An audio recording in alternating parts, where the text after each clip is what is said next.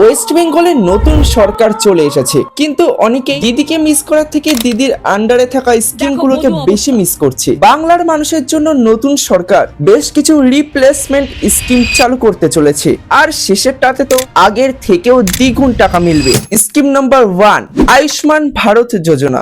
এটা হলো স্বাস্থ্য সাথীর ডাইরেক্ট রিপ্লেসমেন্ট, যেটার সাহায্যে তুমি প্রত্যেক বছরে 5 লাখ টাকা পর্যন্ত চিকিৎসা করাতে পারবে সম্পূর্ণ বিনামূল্যে।